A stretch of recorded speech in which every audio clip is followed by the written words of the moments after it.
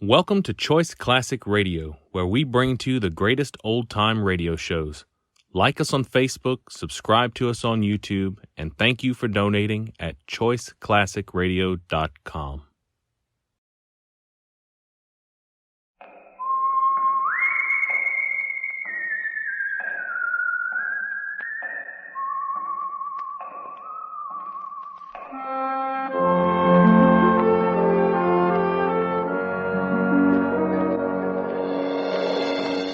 The Adventures of the Saint, starring Vincent Price.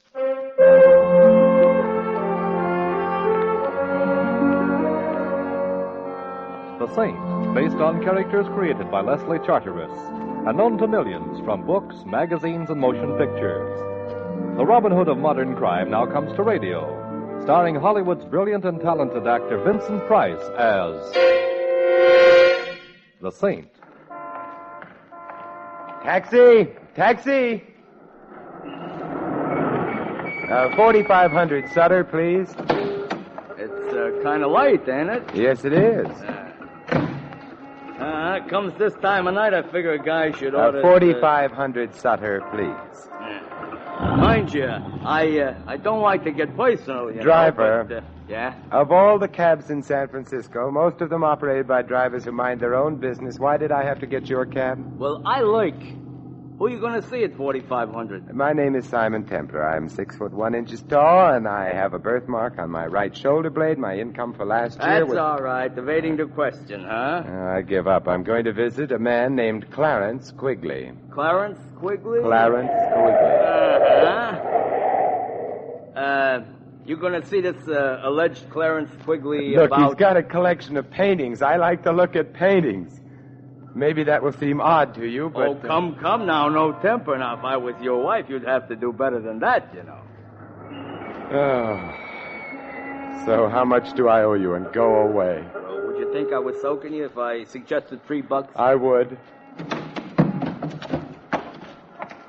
As one man of the world to another, let's make it $3 anyway. Let's just be yokels and make it 50 cents. Here you are. Well, Hey, is that blonde giving you the eye or me? Blonde? Yeah, the one coming down the street towards us. Oh, yeah. Best foot forward. I never saw her before in my life. Ellsworth, dear. Oh, Ellsworth, dear. I beg your pardon, but that's my neck you've got your arms around, Miss... A man named Clarence Quigley, huh? Driver, stop heckling. Look, miss, whatever your name is, the way you're strangling me is a pleasant way to be strangled, but... Ellsworth, dear, you sound so cold. I'm not Ellsworth, dear. I think I can honestly say I have never been Ellsworth, dear. You're not? No. Oh, I'm sorry. I thought you were. Or maybe I just hoped you were. Don't you know Ellsworth, dear, when you see him? No, I don't, I guess. But, I saw you, and then the name came to me, so I just thought... who is Ellsworth? I don't know. Well, I suppose a certain amount of confusion about who or what Ellsworth is understandable, But that isn't the worst. It isn't? No, you see, not only don't I know who Ellsworth is, but... Yes? I don't even know who I am.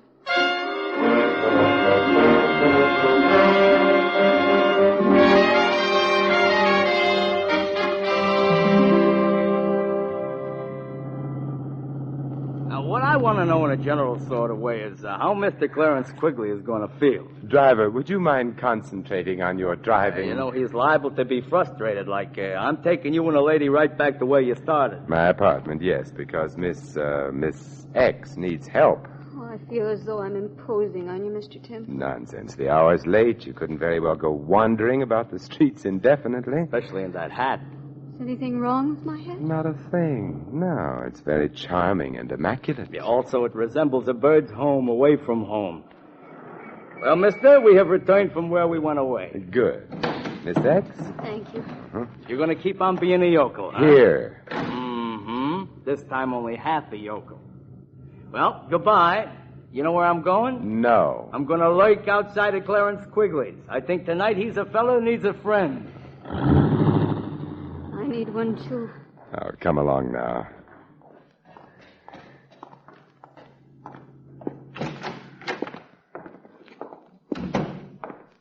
There There you go now. Take your hat off and make yourself comfortable. All right. Oh, I'm so afraid and Oh, lost. quiet now. Let's take a look at your back. Here. Mm-hmm. Usual odds and ends and a compact, initialed. DM. DM, does that suggest anything? DM? Hmm. No, it doesn't. Nothing means anything. All I remember is being outside an art gallery on Sutter. Hey, you're well dressed. Compact's gold, no latchkey, which means you probably don't live alone, which could also mean you've been missed. Your phone? Yes, the police, Missing Persons Bureau. They, hello? Oh, get me Inspector Murray, Thanks, I'll hold on. I hope maybe they know about me. Oh, What's the matter? I just touched the back of my head. It's terribly painful. Come here. Huh. Yeah, a bruise the size of what I wish my bank account was. And there's the cause of your amnesia. Hello, Inspector. Simon Templar. Inspector, your language is deplorable. Inspector, I'm looking for someone, a blonde. Inspector, no. No, well, maybe, but not tonight. At any rate, the girl I'm looking for is around 22 years old, blonde hair, blue eyes, height 5'3" or thereabouts, wearing a street suit, brown white blouse with ruffles at the neck and... What? Oh, you're looking for her, too. Her name's Dorothy Moore. Why do you want her? Oh, I see. Then I guess you've got priority. Goodbye. They want me. Yeah, so it seems. Because I've been reported missing. Partially that. What else do they want me for? Murder.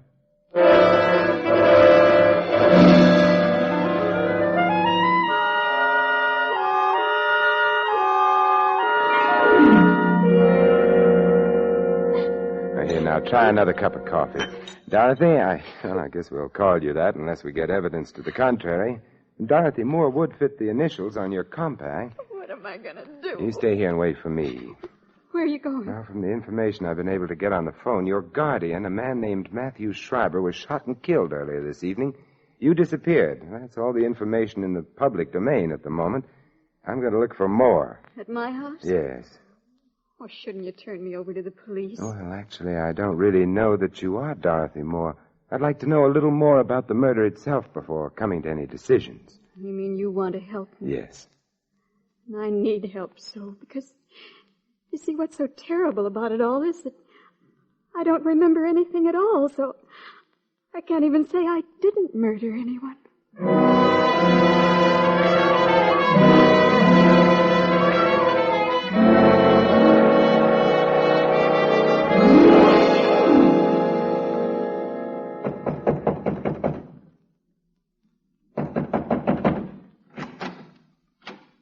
Hello.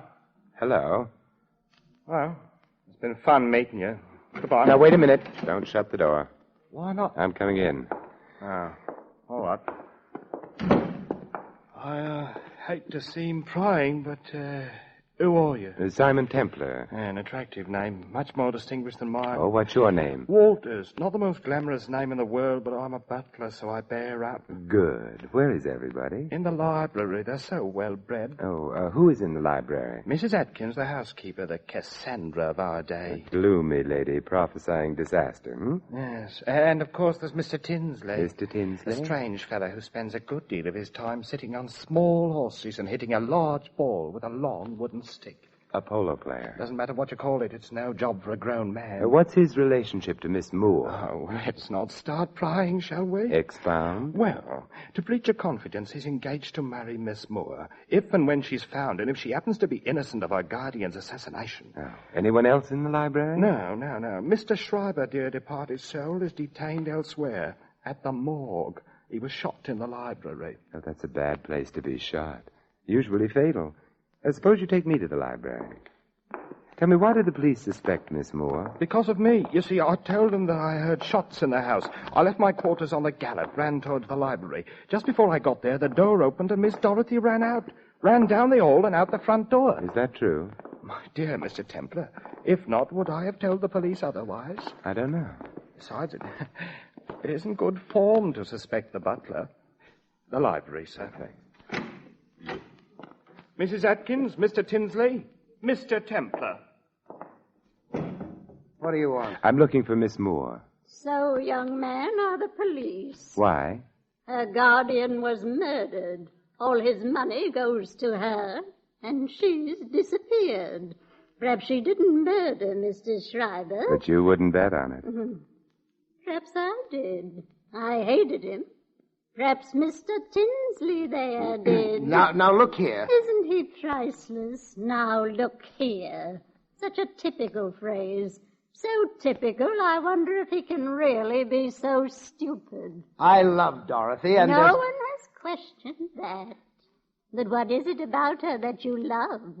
The money she was to get when Mr. Schreiber died?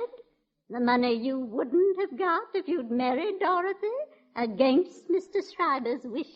Mr. Schreiber didn't approve of the marriage? He hesitated about it, but we were working on him. And then became impatient. Now, look here. There You he have... goes again. I resent that. Good. It is now on record that you resent it. How about Walters? Walter? Yes, what motive would he have? What makes you think he has one? Oh, I'm the hopeful type. Walters is a man with a criminal past. Whether or not he got tired of his upright life here, I cannot say. But it wouldn't surprise you. What may surprise both of you, however, is an odd fact. Dorothy Moore is suffering from total amnesia. Amnesia? What do you mean? She remembers nothing of her past, herself, neither name nor habitation. How horrible. How convenient. Wait a minute. How do you know that? Why get around? Well, then you must know where she is. You've got to tell me. Mr. Tinsley is now being the ardent lover. I can't tell you. Why? Well, whoever shot Schreiber, there's very little doubt that Dorothy saw the killer, but Dorothy doesn't remember. The killer, therefore, would have an urgent interest in getting hold of Dorothy before she did remember, and making sure that she would never remember anything again. Well, good night, you lovely people.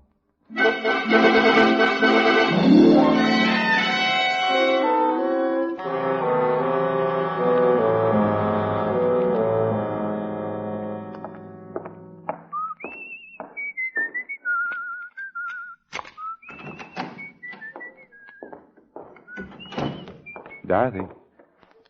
Dorothy? Dorothy? Dorothy!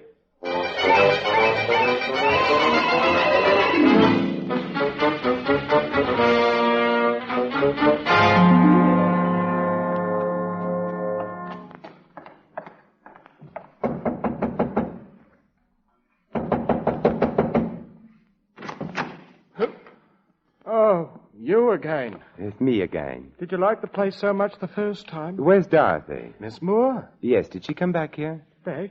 From where? She was at my apartment. When I got there, she was gone. She did come back here. She didn't ring. Let's find out. Tinsley and Mrs. Atkins still around? Mrs. Atkins has gone up to bed, I think. As for Mr. Tinsley, I imagine he's sampling the whiskey. We'll find out. Tinsley, What? Oh, it's you. Yes, where's Dorothy? You're the one who knows. I'm the one who knew. Did she come back here? I haven't seen her. Walters, where's Mrs. Atkins' room? This way, sir. Come along, Tinsley. I'd like both of you in sight. If you insist. Mrs. Atkins will not be pleased at having her sleep interrupted. I'm not pleased either. This is her room, sir. Oh, thanks.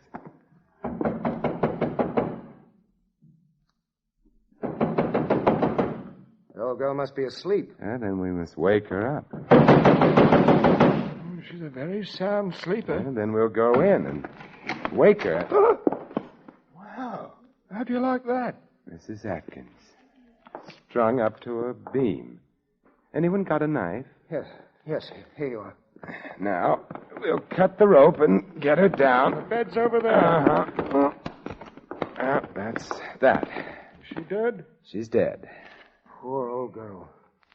Although, you know something? What? She must have killed the old man. Schreiber, I mean. Then she committed suicide.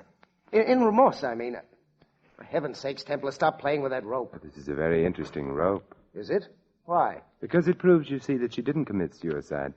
She was murdered.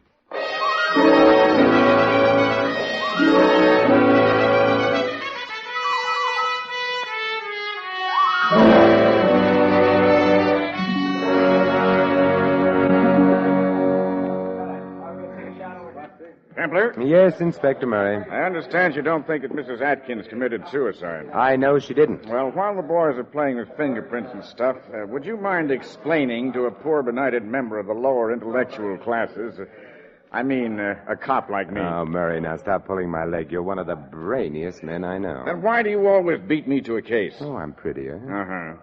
Now, about this alleged phony suicide. Well, take a look at the rope with which Mrs. Atkins is supposed to have hanged herself. Well, let's see. The rope was thrown over the beam there.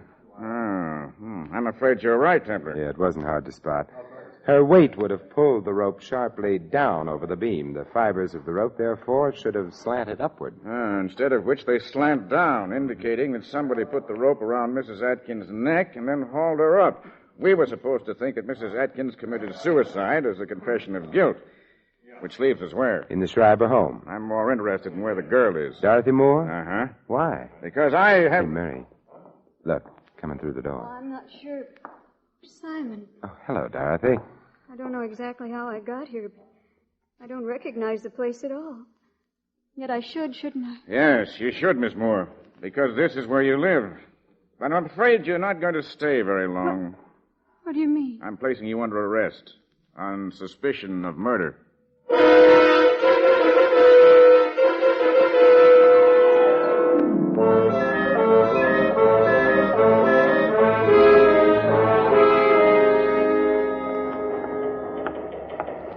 You know, I love police headquarters. They're so romantic. Uh-huh. Mary, how are you going to prove anything against that girl if she's suffering total amnesia? By proving that her amnesia is a fake. Oh, how? I have an alienist coming over here to look at one of our guests. I'll have him see Miss Moore, too. He's due any minute. I'll go get the girl now. I wonder. Oh, the other door. Come in. Hello. Well, you're not Murray. I was supposed... Who are you? Doll, of course. Now, what's the matter with you? What are you complaining of? But I'm not the one... Come. We've got to get to the bottom of these things, don't we? I suppose so. Now, when you were a little boy, what did you want most of all? To be a big boy. Mm-hmm. Are you afraid of the dark? No. No? You are not afraid because you have little friends who come to you in the dark, perhaps, eh? No. Now, why are you afraid of the dark? Oh, it's a long, long story. And, You know, you don't look at all well. Well, I don't feel so good either. No, you should see a doctor. Thank you. I think I will. Goodbye. Oh, Templar. Yeah. Your alienist was here, Murray, but he left. Alienist? Well, I just phoned him and told him not to come. The district attorney wouldn't hold the girl. Insufficient evidence and ballistics. Ran a paraffin test. No proof that she'd fired a gun. But the man who was just in here, Dahl, I think his name was? Dahl? Uh-huh. He's not the alienist. He's the guy the alienist was coming to examine. He's nuts. Oh, dear. Well, I guess you're happy now that we can't hold the girl. No, because while you were holding her, things were safe. Now, Murray, let's go visit. Go visit where? The Schreiber house. A house where 2 people have died. A house very convenient for murder.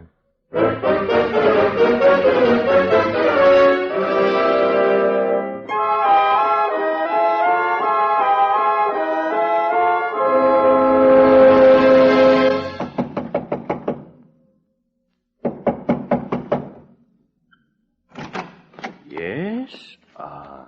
It's no Oz, Walters. We're coming in. Yes, sir. Dorothy's home? Yes, sir. She got here when? 10 minutes ago, perhaps. Well, we'll go to the library. Yes, sir. She got here 10 minutes ago, and then? She sat in this room for a few minutes, made a phone call, and went up to bed. She tried to phone you, Mr. Templar. I'll wake her up and get her down here. Hold on. Tinsley around? In the guest room, playing solitaire, I think. Get him down here, too. That I will, sir. And Walters. Yes? You come back, too. Sure. Having fun, Templar? I don't care very much for this stage of any case, but What are you doing with that telephone? hiding it under the couch here. Are you being subtle again? Again? Oh, you flatter me. Simon. Hello, Dorothy. Sorry to have had you waked, Oh, but I wasn't asleep. I was trying to remember. You will if you get the chance. Tinsley's here in the house, isn't he? Yes, he is. For heaven's sakes, is a man never to get any peace? You know Inspector Murray, Mr. Tinsley? Oh, yes. The policeman. Oh, look, now get off your polo pony. And where's Walters? By now, on his way to Canada, I imagine. Dorothy, get on the phone right away. The phone? Yes, of course. Oh, well, there doesn't seem to be one in here. Perhaps in the next room. Why do you want me to phone? I don't. But you just said. Dorothy, didn't there used to be a phone in this room? I don't know. I don't remember. Oh, yes, your amnesia. But you remember everything that happened since the blow on your head, don't you? Well, of course. Well, then equally, of course, since you were in this room a very little while ago, and since you used a phone in here, you should have remembered that. Why didn't you?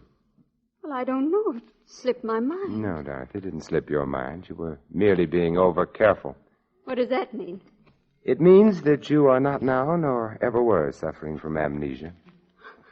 Why should I pretend to have amnesia? Because you killed your uncle. You knew you'd need something to help you out in court, so you wandered about until you found someone on whom you could try out your amnesia. That happened to be me. You're just saying those things without proof. Besides, there was a paraffin test. It indicates merely that you wore gloves when you shot your uncle. It indicates I might have worn them.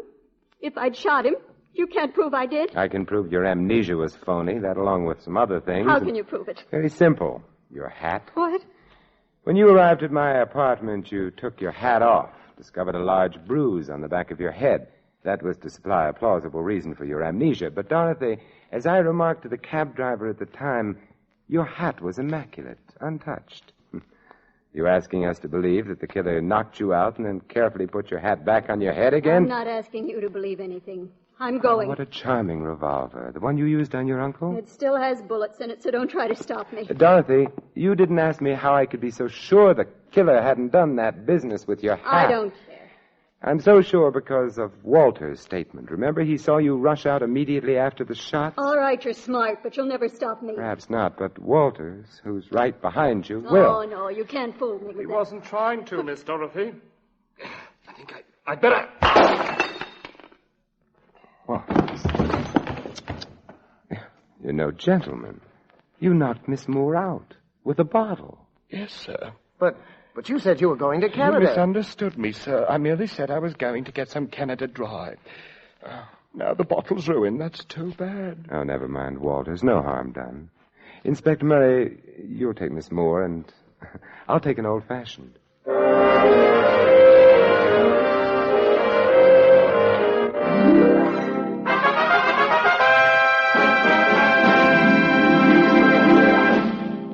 You have been listening to another adventure of the Saint, the Robin Hood of modern crime.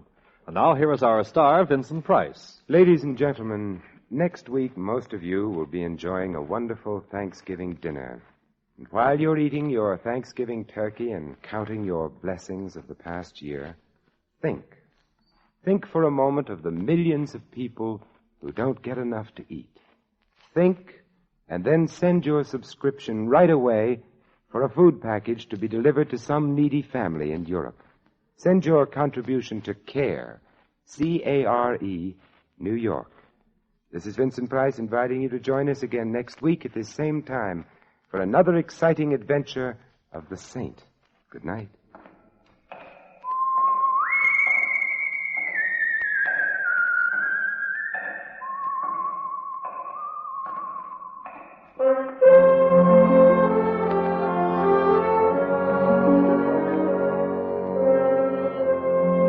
Tonight's script of The Saint was written by Lou Vittes. Our cast included Peggy Weber, Ted Von Els, Jerry Hausner, Tom Brown, and Dan O'Hurley. The music was composed and conducted by Harry Zimmerman. The Saint, based on characters created by Leslie Charteris, is a James L. Safier production and is directed by Thomas A. McAvity. Vincent Price is soon to be seen in Robert Lippert's production of The Baron of Arizona. All you Saint fans will be glad to know that the Saint comic books are on sale at all newsstands. Your announcer, Merrill Ross. This is the Mutual Broadcasting System.